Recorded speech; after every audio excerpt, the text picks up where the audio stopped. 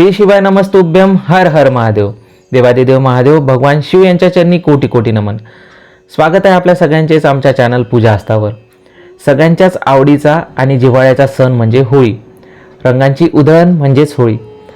होळीचा हा सण अगदीच 2 दिवसावर येऊन ठेपला आहे आणि आपल्या सगळ्यांनाच होळी हा अतिशय जिव्हाळ्याचा आणि जीवाभावाचा सण आहे.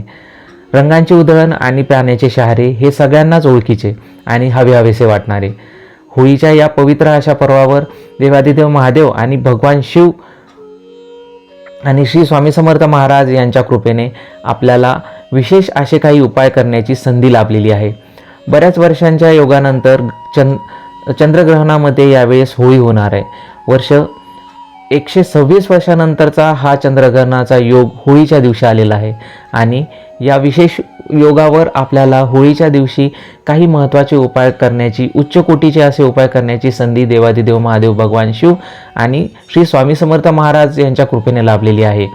या उपायांनी आपल्या जीवनामध्ये सुख, समृद्धी, शांती, ऐश्वर्य, संपदा आणि संपत्ती निर्माण होऊ शकते. तसेच जीवनातील अडथळे दूर होऊन जीवनामध्ये एकोपा निर्माण होईल. ग्रहक्लेश दूर होऊन आपल्या जीवनामध्ये एकोपा, एकात्मता निर्माण होऊन जीवनामध्ये भरभराट होण्यास सुरुवात होईल.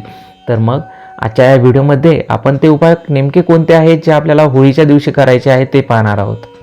तर मग व्हिडिओमध्ये शेवटपर्यंत बनून राहा आणि आमच्या चॅनलवर येणारे नवीन माहितीपूर्ण आणि महत्त्वपूर्ण व्हिडिओ मिळवण्यासाठी चॅनलवर नवीन असाल तर आत्ताच सबस्क्राईब करा आणि बेल नोटिफिकेशनसुद्धा ऑन करा. तसेच व्हिडिओ आवडल्यास आपल्या मित्रपरिवारासोबत आणि आपल्या आप्तसौकीयांसोबत हा व्हिडिओ शेअरसुद्धा करा, म्हणजेच स्वतःच्या भरभराटीसाठी ते सुद्धा असे महत्त्वपूर्ण उपाय करू शकतील. सर्वात पहिला आणि महत्त्वाचा उपाय म्हणजेच होलिका दहनाच्या दिवशी होलिकेत स्वतःवरून काढलेले उटणे जाळल्याने नकारात्मक ऊर्जा दूर होते. होलिका दहनाला आपल्याला होलिका दहन होत असताना जे उटणे आपण लावतो ते उटणे आपल्या स्वतःच्या शरीराला लावून ते परत होळीमध्ये आपल्याला अर्पण करायचे आहे, जाळायचे आहे. असे केल्याने नकारात्मकता दूर होते आणि सकारात्मकता निर्माण होते. जीवनामध्ये आणि शरीरावर आपल्या सकारात्मक या गोष्टींचा प्रभाव पडायला लागतो.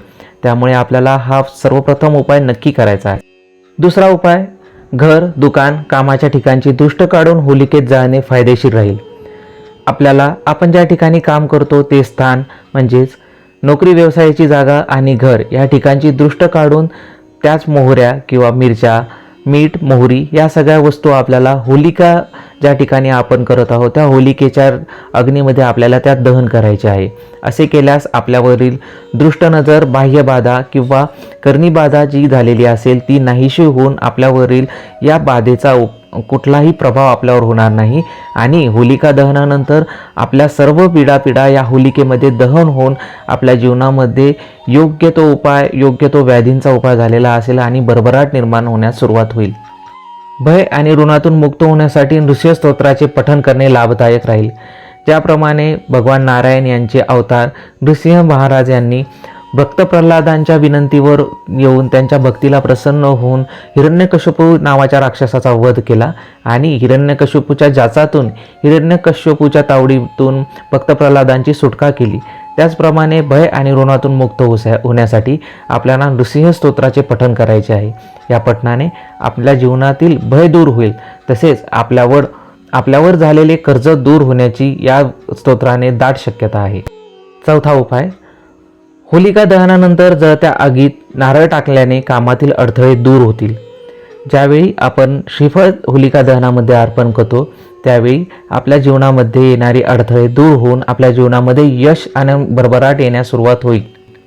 जर कोणी व्यक्ती सतत आजाराने त्रस्त असेल तर होलिका दहनानंतर उरलेली राख रुग्णाच्या झोपण्याच्या जागेवर शिंपडल्यास फायदा होतो.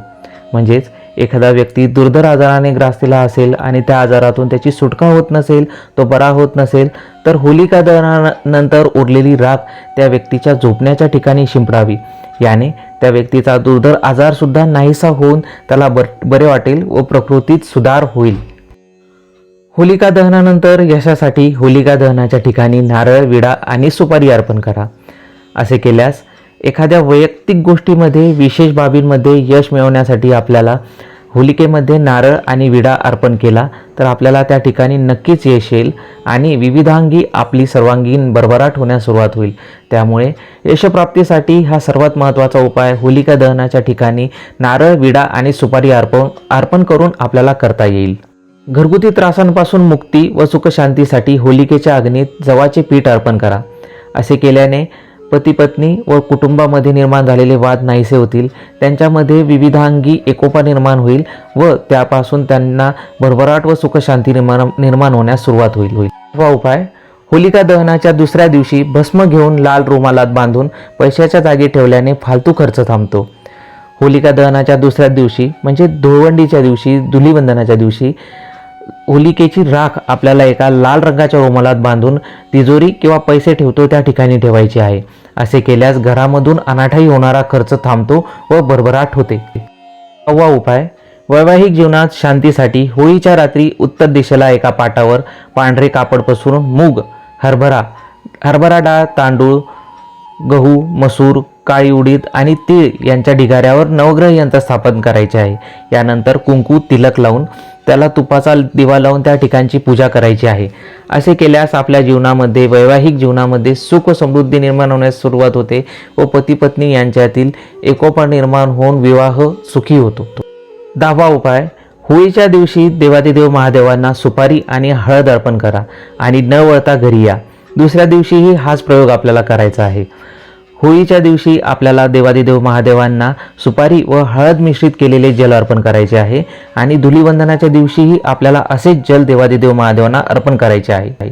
11वा उपाय वाईट नजरेपासून बचाव करण्यासाठी शेणात जवस आणि कूस मिसळून आपल्याला त्याची गौरी थापायची आहे आणि ही गौरी घराच्या मुख्य दरवाजावर टांगायची आहे.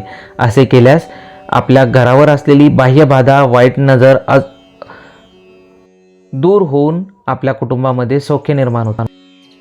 होलिका दहनाच्या रात्री क्लीम कामदेवाय फट स्वाहा या मंत्राने ऊर्जा देऊन त्यात अबीर किंवा गुलाल मिसळून एखाद्याच्या डोक्यावर ओतल्यास तो व्यक्ती वश होतो.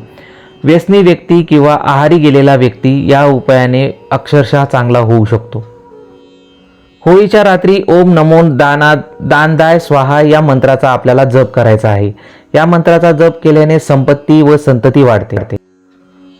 होलिका दहनाच्या रात्री 21 गोमती चक्र घेऊन शिवलिंगावर अर्पण केल्यास व्यवसायात व नोकरी व्यवसायामध्ये भरभराट होते व कामाच्या ठिकाणी यश प्राप्त होते, यश लाभते. एखाद्याला दिलेली कर्जाची रक्कम परत मिळवण्यासाठी होलिका दहनाच्या स्थानावर हिरवा गुलाल शिंपडून त्याचे नाव डाळिंबाच्या लाकडाने लिहून पैसे परत करण्याची विनंती केल्यास फायदा होईल. असे केल्याने सदर व्यक्तीला सद्बुद्धी येऊन तो आपण दिलेले पैसे त्वरित परत करतो हा अनुभव आहे. होळीच्या रात्री 12 वाजता पिंपळाच्या झाडाखाली तुपाचा दिवा लावून 7 प्रदक्षिणा केल्याने जीवनातील सर्व अडथळे दूर होतात व जीवन सुखी होते. 17वा आणि अगदी शेवटचा उपाय होळी पेटवताना होळीमध्ये गोमती चक्र, कवड्या आणि बत्ताशे स्वतःवरून ओवाळून अर्पण केल्याने जीवनातील प्रत्येक अडथळे नाहीसे होतात आणि जीवनामध्ये सुख समृद्धी व भरभराट निर्माण होते. मित्रांनो, व्हिडिओ आवडल्यास व्हिडिओला नक्कीच लाईक करा आणि आपल्या मित्रपरिवारासोबत, कुटुंबासोबत व्हिडिओ शेअरसुद्धा करा, म्हणजे ते सुद्धा होळीच्या दिवशी हे महत्त्वपूर्ण आणि उच्च कोटीचे असे उपाय करून आपल्या जीवनाची भरभराट करून घेतील. श्री स्वामी समर्थ. हर हर महादेव.